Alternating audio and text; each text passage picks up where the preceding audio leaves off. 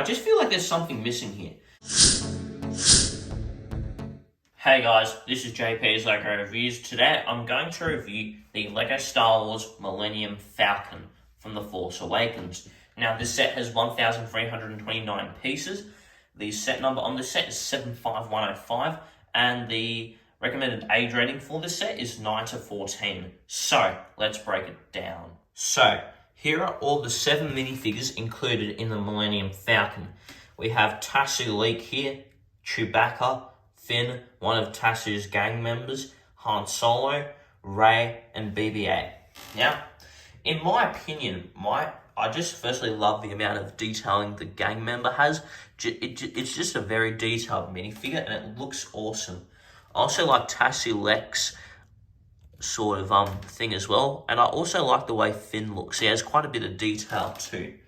But my personal favourite is got to be Chewbacca. I just like Chewbacca. And this is another well-implemented Chewbacca. And BB-8 looks pretty good too. But now, let's move on to the back of these minifigures. From the back, none of these really pop out to me. None of these except for the gang member. For such an unknown character in Star Wars, I'm very surprised that LEGO included such detail in this minifigure. And it absolutely looks awesome. And I just really like the amount of detail that he has. And yeah, he's my favourite minifigure. Now, let's move on to the alternate facial expressions until we move on to that Millennium Falcon. So, let's go there. Now, here are the minifigures from the back. None of them really impress me except for the gang member. And it's from the front as well. That minifigure has an insane amount of detail on his torso. And I really appreciate that from LEGO. And I want to see them just do that more. But anyways, guys, let's move on to the alternate facial expressions on their minifigures' faces before we move on to the Millennium Falcon itself. So let's do that now. With the exception of Chewbacca and the gang member, all these minifigures actually have alternate facial expressions. And I don't really have a favourite just because none of them really stand out that much to me. But they all look pretty good. And now let's move on to the Millennium Falcon itself. Now this Playscale Millennium Falcon just looks really, really good. And I just want to show it from all sides. And I know some of the stickers look a bit it looks either like they're peeling or they're just in the wrong place. I built this quite a long time ago, and I applied the stickers a while ago, so I haven't really gotten the chance to just kind of make them better yet because firstly, redoing stickers, if you didn't know this, actually makes the stickers look worse. But I really like all the detailing, especially the red and the dark tan that you see from this set, as it just creates a lot of character for this Millennium Falcon.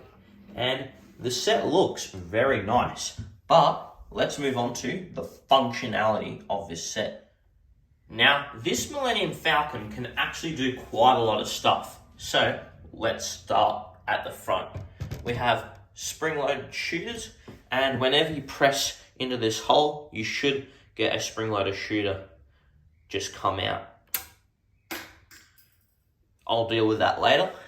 Then you also have, I'm just going to turn this, you also have the cockpit where Han Solo and Chewbacca usually just pilot this, and it is a bit of a struggle to open just because it's designed to be quite securely fit, but there's not much detail in here at all, except for a control panel, one lever, and something that's trying to resemble a seat.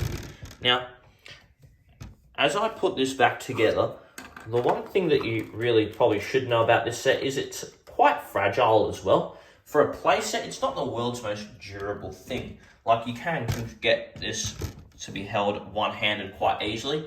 You just got to know where to do it. Like here, for example, you can do it one-handed from these two kind of opposite ends. But if you try and do it from where the flaps open up, or these tiles, whatever you want to call them, it's just not going to work as well, simply because it's very fragile and you may just accidentally do something with it. Also, this thing spins around as well, and also you can lift it up, and this thing also moves up and down, by the way. Same thing with the bottom, and you also got this thing. And you can sit your minifigures there when you want to control these guns. So, now I'm just going to quickly open this up, and then we'll be able to move on to just the inside of the ship.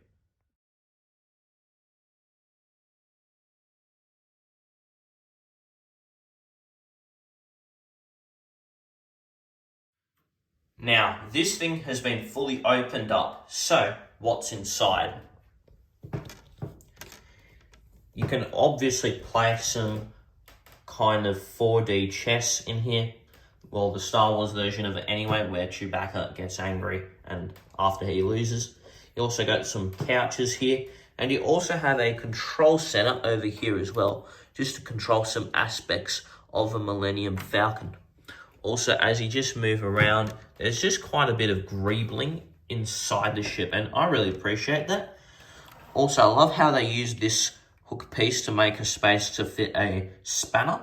You got two bed-looking things here. Then you got some detailing of the engine. I'm sorry, this is just messed up. This was built a while ago. And yeah, it also got the more greebling here, and just what are the insides of the engine. And I really appreciate the detail that they've put in the inside of this, and you also got this thing as well. And there's quite a lot of just random greebling here, and I appreciate it because it makes the set look better from the inside and it makes it feel complete. But actually, let's move to the underside of the ship before I move on to my final thought. I also just wanted to quickly show you these two hatches on the side. If you push this down, it'll make a walkway for the minifigures just to leave a Millennium Falcon. And if you raise this up, then it reveals a storage space underneath where you can just store all sorts of stuff. And yeah, now we've done that, let's move on to the underside, truly, of the Millennium Falcon. Here are also the underside components of the storage space and the opening hatch, which I just remembered to show you. And also you got a turret here as well, which can spin and just do the same thing as the one on the top. And these 4 pillars are very important as it stabilizes the Millennium Falcon.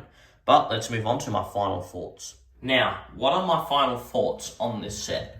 I firstly think it's priced okay. The build, well, I actually had to rebuild it, and it was a very enjoyable build, and also it just displays really well.